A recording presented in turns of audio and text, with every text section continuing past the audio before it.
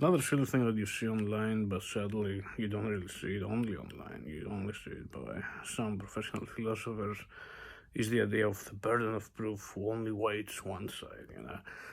So they would say that there's the position A and then there's the position not A, and it's only one of those that has the burden of proof. So those who hold that position, oh, they have the burden of proof, but those who hold the other position, oh, they don't have the burden of proof. And that's silly. I mean, there's no such thing as the burden of proof, not in philosophy. I mean, it might be useful for legal stuff in the court or whatever, like, so thinking that people are innocent until proven guilty or whatever.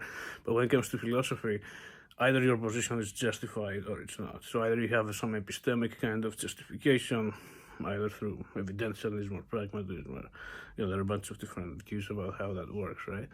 Or you don't have a justification, right? And that appeals to both, applies to both A and to not A.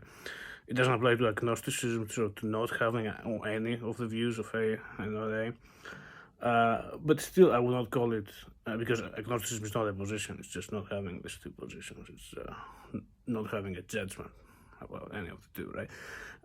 But still, so the fact that the position itself it's either justified or not justified, I will not call that a burden of proof. It's just justification, either it is there or it's not. So I don't think that there is some kind of epistemic obligation called the burden of proof that actually makes you have some kind of duty to provide justification or whatever. But if you don't have justification, it will just be an unjustified belief. So there's no such thing as burden of proof. That's just dumb stuff, and don't pay attention to stuff like that. But you do see it online. Atheists would say, and I'm talking about those who claim that God doesn't exist, right? That's the definition of atheism that's used in philosophy or religion, right?